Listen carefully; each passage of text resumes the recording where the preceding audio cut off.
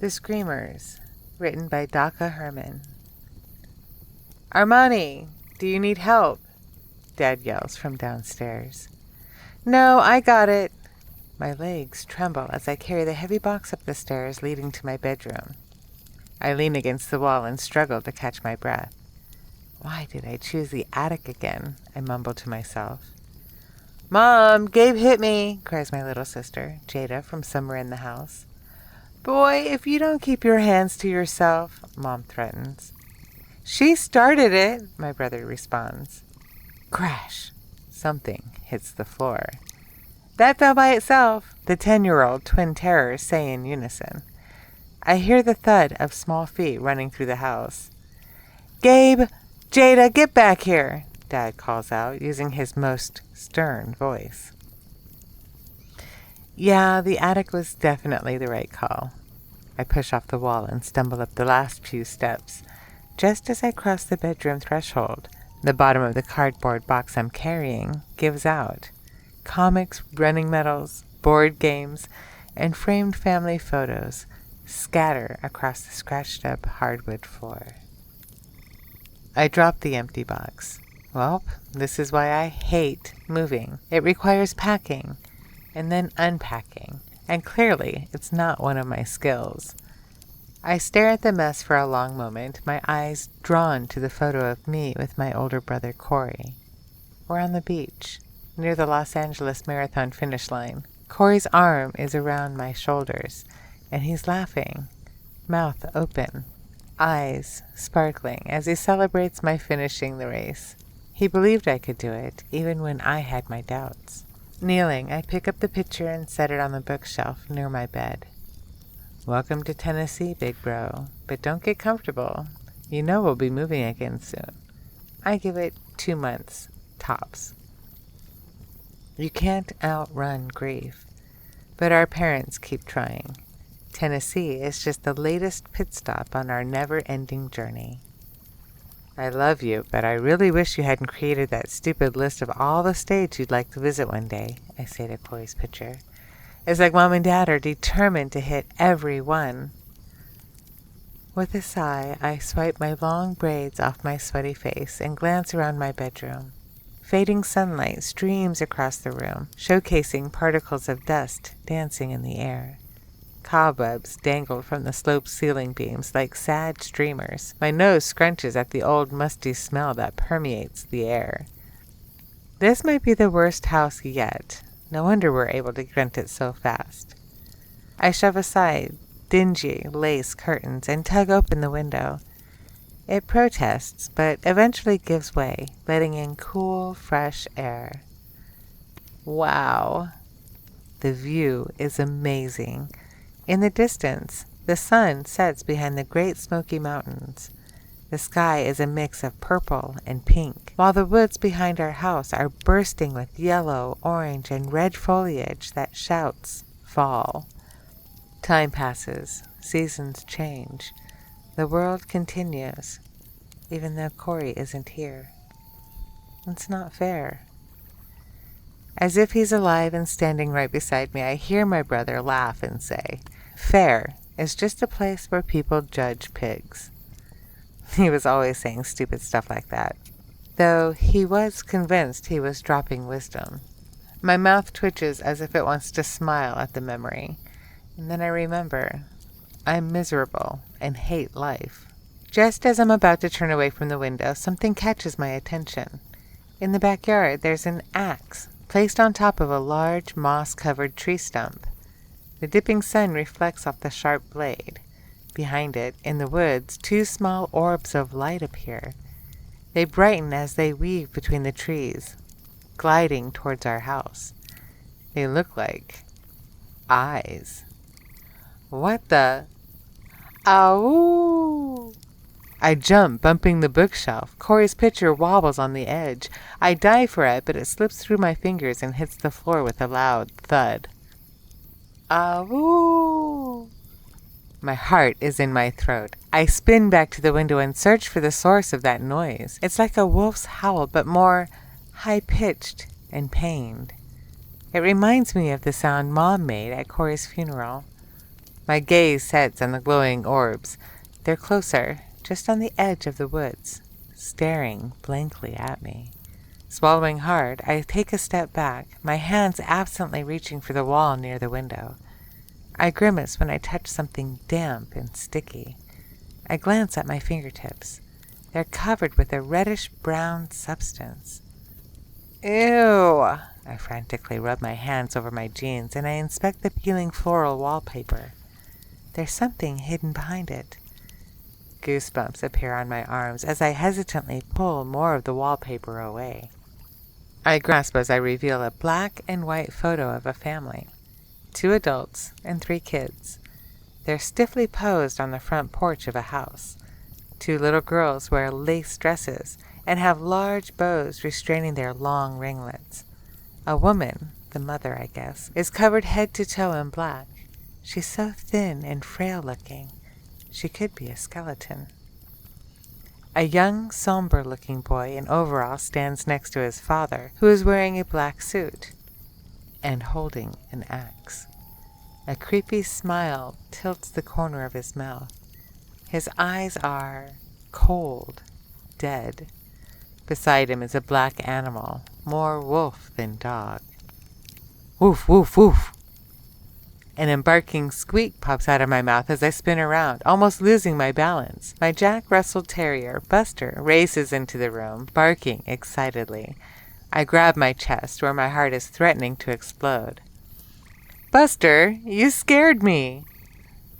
He gives me a slobbery grin, and I swear, rolls his eyes as if I'm being dramatic. Buster was more Corey's dog than mine, but since his death, Buster and I have bonded. We're a team. "Amani, time for dinner," Dad yells. Buster barks again, as if demanding that I follow him, then races back out the door. Okay, I'm coming." I pick up the pitcher and notice a small crack in the glass. Dang it. Tears sting my eyes. I blink them away and exhale a deep, calming breath. Then another. I carefully set the picture frame back on the bookshelf, my fingers trailing over Corey's smiling face. "Wish you were here," I whisper. A chilly gust of wind bursts through the window, causing the curtains to flutter like ghosts. The room is heavy with a dark and icy vibe. I shake off the foreboding feeling, slithering around me as I hurry out the room and down the stairs to the first level. "Mom, Dad, guess what I found? It's—" I pull up short outside the kitchen. Dad has his arms wrapped tightly around Mom as they sway side to side. If this scene hadn't played out a dozen times before, I'd think they were slow dancing. Nope. It's the moment of misery, the hug of heartbreak. Dad must sense my presence because his head pops up and he releases Mom. She sniffs and wipes her eyes, avoiding my gaze. She rarely looks at me anymore. I often wonder if it's because a part of her blames me for Corey's death. She's not the same. We're not the same. "Hey you," Dad says with a smile. His brown skin has more wrinkles than it did a year ago. Sadness ages you. "Food's on the table. We'll be right in." Okay. With one last glance at Mom, who still refuses to meet my eyes, I limp into the small dining room right off the kitchen. Gabe and Jada sit next to each other on one side of the table. I stare at their chipmunk cheeks and cornbread crumbs around their mouths. Busted. Ooh, you're gonna get it. They've snuck food before everyone was seated, which is like a dinner crime in this family. "What?" they mumble, trying to look innocent. I roll my eyes. "You better chew fast and wipe your mouths before they get in here." They gulp hard and frantically scrub their hands across their lips. Shaking my head at their antics, I move to sit down, then stop abruptly. There's an extra chair at the table next to mine. Mom has included a place setting for Corey. My brother once told me, when someone or something you love becomes a memory, the memory becomes a precious gift. I'm not sure where he learned that, maybe from a greeting card, Moments like this, when the memories only bring pain and a sense of helplessness, I'm not sure I agree. With a little whine, Buster sits next to Corey's empty chair. I slide into my seat as Mom and Dad enter the room and sit on opposite ends of the table. "Gabe, it's your turn to pray," says Dad. Gabe folds his hands and mumbles something quickly before ending loudly with, "Amen." He and Jada scoop food onto their plates and argue over who has the bigger piece of chicken. "Food looks great, honey," Dad says to Mom. "Perfect meal for our first night in a new home." Mom smiles faintly as she reaches for a bowl of macaroni. She adds some to her plate, then moves to add some to Corey's empty plate before catching herself. Her hands tremble as she sets down the bowl. "Daddy, can we have s'mores for dessert?" asks Jada. "We can make a fire in the fireplace." Gabe talks around the food in his mouth. "Sure, that's a great idea," Dad says, then turns to me. "Did you finish unpacking? Do you like the attic bedroom?" "I guess, but this house is weird. I found a picture of a family behind my wallpaper." "What do we know about this place? There's an eerie vibe here that makes my skin crawl." Mom and Dad exchange a look. "What?" They remain silent. My eyes narrow. "What?" "This house has history," Mom says reluctantly. "What kind of history?" I ask slowly, my eyebrows rising. Dad casts a hesitant look at the twins who have stopped arguing and are now focused on our conversation. "Look, it's complete nonsense, but there were some rumblings that this house is haunted." Gabe and Jada gasp. Their wide eyes sweep the room as if they're searching for ghosts. "You moved us into a haunted house?" I shout. "What the hell?" "Language, Amani," Dad scolds. I roll my eyes. "Really? That's what you're worried about? What happened here?"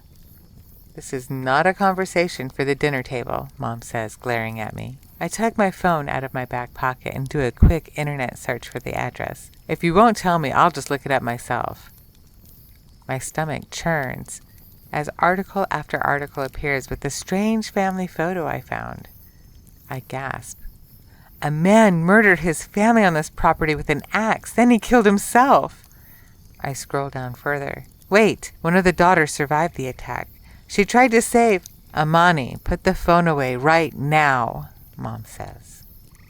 I ignore her and keep reading. There's like an urban legend that the murdered family haunts this house and the woods, and that the ghosts kill people who live here. People say you can hear them screaming and... Mom, Jade whimpers. Are we gonna get killed? Gabe asks, shakily. Amani, you're scaring the twins, says Dad. They should be scared. Did you hear what I said? People died. People die all the time. Dead is dead. You of all people should know that, Mom cries, swinging her arms wildly. Her hands hit Corey's glass. I watch in horror as it wobbles, then crashes to the floor, the glass shattering. There's a moment of shocked silence. Then Mom scrambles out of her chair and begins to gather the broken glass. Oh no, I broke it! I swallow the fiery lump in my throat as Dad hurries around the table to her. Honey, it's okay, he says. Be careful, you'll hurt yourself. It's his favorite. I have to fix it, she cries out and holds up her hand. Her palm is cut. Blood slides down her hand and arm. My eyes follow the slow descent as drop after drop hits the hardwood floor, disappearing between the dark panels.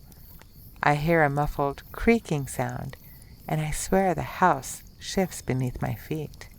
I glance at the twins. Did they feel it too? Wide-eyed, they stare back at me, holding tightly to the table edges. Mom, Dad, my voice is hushed. There's something wrong here. Not now, Amani. Dad presses napkins against Mom's bloody palm and helps her stand. Can't you see your mom is bleeding? Bleeding. Blood. I'm suddenly transported back to the accident. I'm in the car, staring at Corey. His neck is at a strange angle, and shards of glass protrude from his face and neck.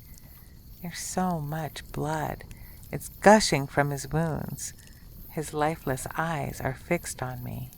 I jump to my feet, tipping over my chair. It hits the floor with a bam! I'm jolted back to the present. My eyes swing around the room. The concerned stares prickle my skin. I pant out loud breaths. I need some air. I walk unsteadily out of the room. Amani! Dad calls out, but I ignore him. I can't breathe. I race out of the house and collapse against the porch railing, gulping in air. Something pressing against my leg. I start and glance down. Buster. He followed me. He lets out a little whine as he watches me anxiously. I'm okay, I lie. That vision of Corey. I inhale and exhale several shaky breaths, but it does nothing to loosen the tightness in my chest. Buster nudges me again. Want to take a walk? I can't go back inside that house right now. Buster barks, and I take that as a yes. I grab his leash off the hook on the porch and attach it to his collar. I swipe the tears I didn't realize were streaming down my face. On my 16th birthday, 377 days ago, Corey let me drive his classic Camaro. I was nervous because he loved that car, but he kept saying, "You got this." As usual, he was super patient with me, and eventually I loosened up enough to enjoy the drive. On our way back home, a truck ran a red light and slammed into the passenger side of the car, where Corey sat. He died instantly. 19 and gone forever. I got off easy. My external injuries weren't too bad. Yeah, my leg was shattered, so no more competitive racing, but it was the internal injuries. My heart is a pain puzzle that will never heal because a piece is lost. I can't bring my brother back, no matter how much I want to. Mom is right. Dead is dead. Buster tugs on the leash, demanding I walk faster. I speed up, warily glancing at our car parked in the driveway. I haven't driven a car since the accident. Not sure I'll ever be able to drive again. Buster leads me down the sidewalk. I'm so lost in my troubled thoughts. I'm surprised when I realize we've reached the dead end on our street. A murky fog has drifted in. It swirls around my feet as the streetlights crackle on, cutting through the darkness. Let's head back, buddy, I say to Buster. It's getting late. I tug on his leash, pulling him away from the bush he's sniffing. The moon peeks out of the clouds, creating an eerie glow across the sky. As we make our way back home, my eyes dart around the neighborhood. My shoulders tighten with unease as I remember the scariness of the articles I read. I walk a little faster. As we continue up the sidewalk, I spot movement on the porch of a house 3 doors down from mine. My steps falter as I draw closer and hear loud creaking sounds. Someone is sitting in a rocking chair. "A little late to be out walking," a woman says, her voice shrill and ominous. She's partially hidden by the porch's darkness. There's a small overhead light, but it doesn't illuminate much. It only casts a sinister shadow across the ground. Just on my way home," I respond hesitantly, even as I chide myself. Why am I talking to a stranger? The woman rocks forward in her chair, and I catch a glimpse of her wrinkled white face. She's wearing shaded glasses despite the darkness. "See, you and your family moved into that house." Her head tilts to the side as if she's studying me. "That's too bad." I swallow hard, not sure how to respond. Folks like to pretend you can escape the past, but you can't. Death lingers, watches, and waits. Waits until it can consume something new. "Dead is dead." My shaky response comes out more like a question than a statement. She cackles. "Not always. Evil can evolve." My stomach churns. I sneak a peek down the street at my house. Black smoke billows out from the chimney.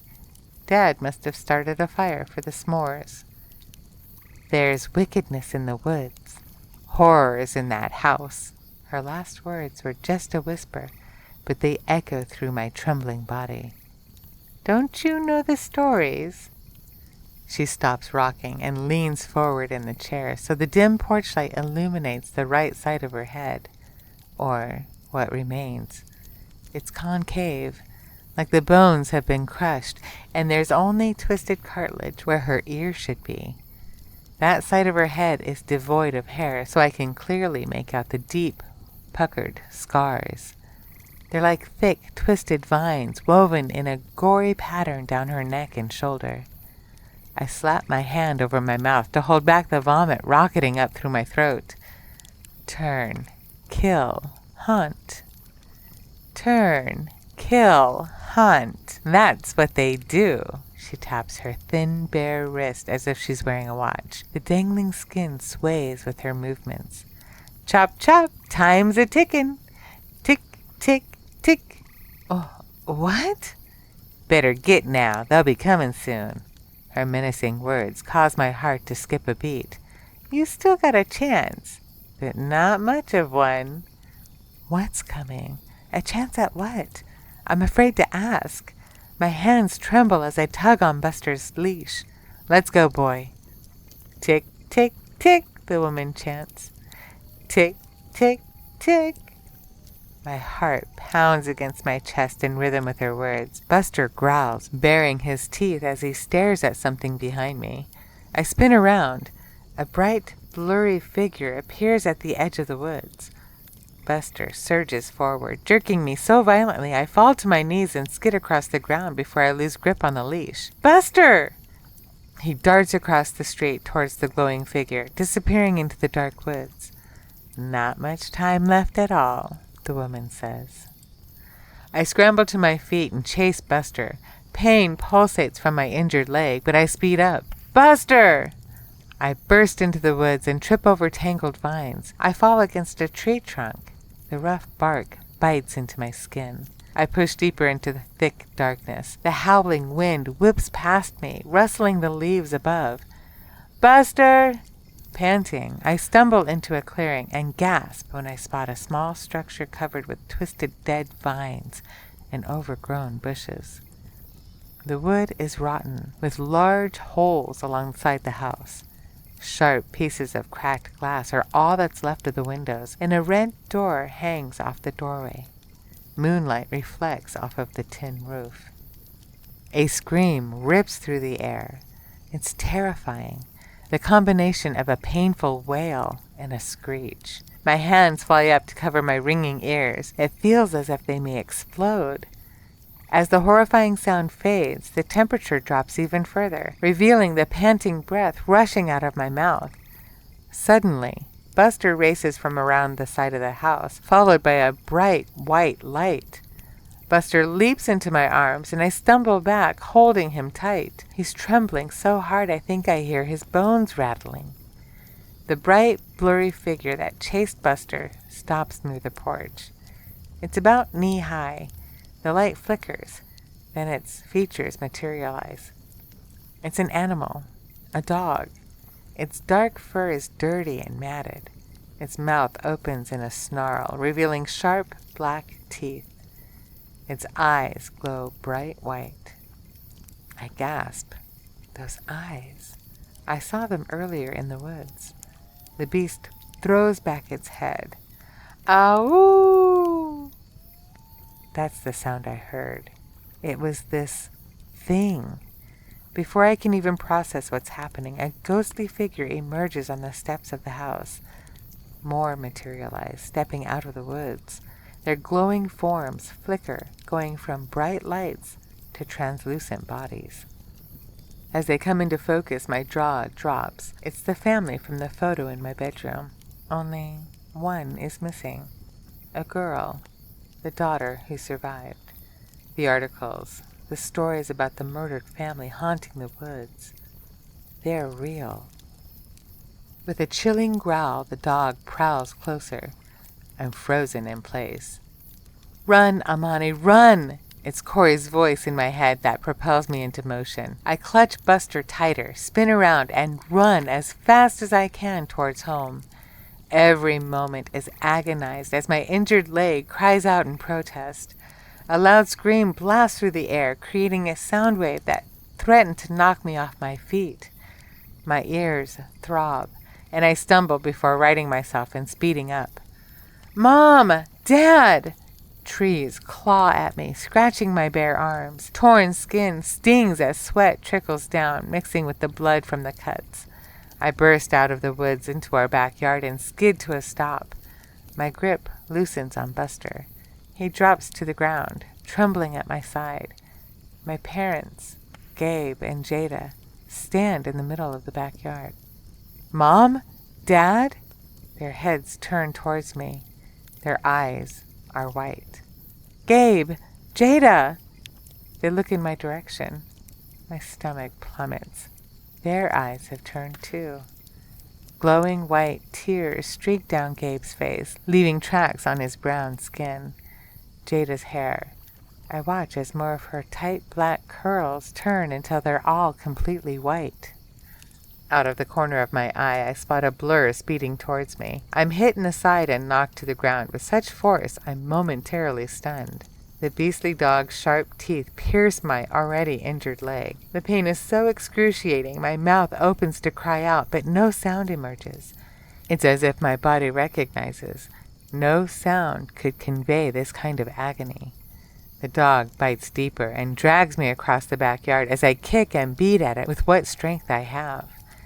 Buster tries to help, attacking the dog, but he's no match for this creature. The ghostly figures dash past me to stand near the tree stump. I realize that's where the dog is dragging me. It releases me, and I watch my blood drip from its muzzle. Trembling, Buster burrows into my side. The glowing figures scream, their bodies vibrating with the force of the violent sound that echoes around us. Crying, I curl into a ball. Something wet trickles out of my ears, sliding down my cheek and into my mouth. Blood. The tallest figure glides towards the axe. The tool, no, weapon, rises off the tree stump and glows. I hear a loud groan, and my tear-filled eyes jerk towards my family. Horrified, I watch as my parents' jaws drop, stretching down to the middle of their chest as they join in the screaming. The whiteness creeps around their brown skin until their entire faces glow. Tick, tick, tick. Turn, kill, hunt. Tick, tick, tick. The old woman's chant rattles in my head. Turn, kill, hunt. Was she warning me of what was to come? Turn. You turn into the glowing figure. Kill. You're killed.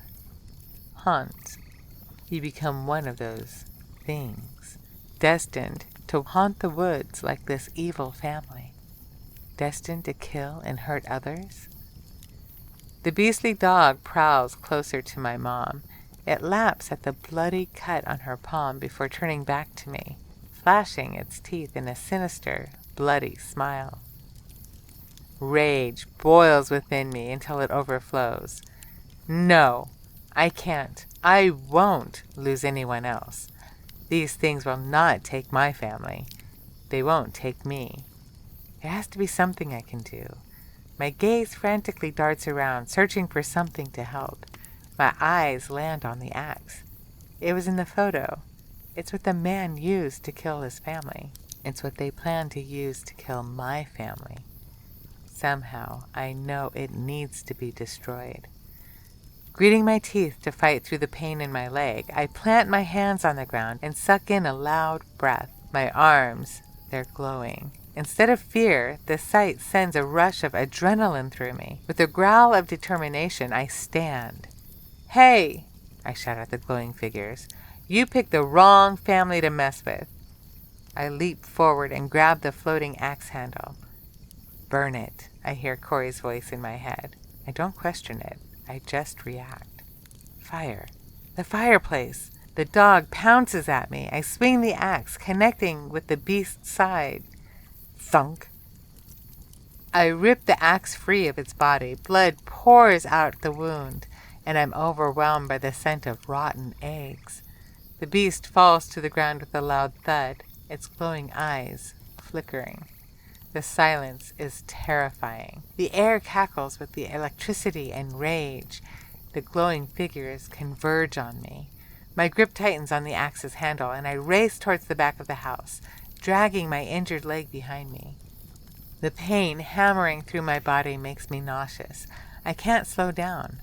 Must run faster. Buster's right on my heels as I stumble into the living room and slide across the hardwood floor. Out of the corner of my eye, I see white lights zooming towards me. I fling the axe into the fireplace. My legs buckle. I watch in slow motion as it sails through the air. For a moment, it appears as if my aim is off the mark. Then the axe's trajectory shifts as if someone is guiding it. It lands in the hearth and glows brightly with orange flames. The white figures scream. Buster growls, standing next to me protectively. I glance at him, and my heart skips a beat. His fur and eyes are white. He's turning too. The fire cackles loudly, and the entire house shakes on its foundation. The glowing figures dart away from me and towards the fireplace. The axe. It's on fire. Burning. Flames flare up and shoot out of the hearth with a whoosh. The tallest glowing figure reaches for the axe, but the flames leap out, and it shifts away. The other figures vibrate, their light flickering wildly as they, too, try to retrieve the axe. More flames lick out of the hearth, setting the floor ablaze, crawling up the walls towards the ceiling. Dark smoke begins to fill the room. The flames continue to spread. The rug is now on fire. Now the couch. And moving boxes. Buster grabs my shirt with his teeth. Growling, he tugs at me, desperately trying to pull me out of the room. With a painful groan, I climb to my feet and stumble down the hallway, leaving a trail of my blood. My family. I have to get them away from here. I grab the keys off the entry table and burst out the front door onto the porch and freeze. Barking, Buster runs to the car and glances back at me. My hand clenches the keys as I stare at the death trap on wheels. Panic swirls inside me, and black dots float across my vision. A loud scream rips through the air. I flinch. The windows on the house shatter, raining glass all around me. I feel intense heat at my back as the fire consumes the house. Buster bounces around near the car, barking urgently. I stumble down the steps towards the car. My hands shake as I fling open the door. Buster jumps inside, scrambling into the back seat. I fall awkwardly behind the wheel. The moment my butt hits the seat, I gag. I lean out the door and vomit. Hot tears stream down my face. I can't do this. Can't. I feel a light touch on my glowing white hand. My eyes fly over to the passenger seat. Corey's ghostly image appears.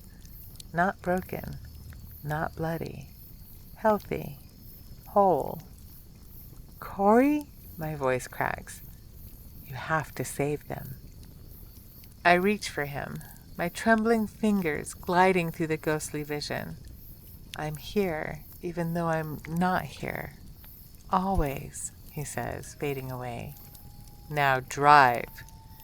I blink away tears and shove the key in the ignition, turning on the engine. I slam my foot on the gas and the car jolts forward through the hedges. Gripping the steering wheel tight, I speed around the house and into the backyard where my family still stands near the tree stump in their scary daze. I jab a button on the door. My window lowers. Get in! They don't move or respond, still stuck in their zombie-like states. With a muttered curse, I shove the car's gear shift into park and fling open my door. I limp towards them and, one by one, push my family into the car. My mom is in the front seat with Buster. Gabe, Jada, and Dad are in the back seat. I slam the doors closed, round the car, and jump back inside. White figures glide out of the house, which is now completely consumed with flames. 2 white glowing figures rush up and stand in front of the car. As their forms flicker in and out, I see the mother and the little boy. Hate blazes in their eyes. I stomp on the gas and rocket forward. Instead of driving right through them, I hit solid forms. Thud!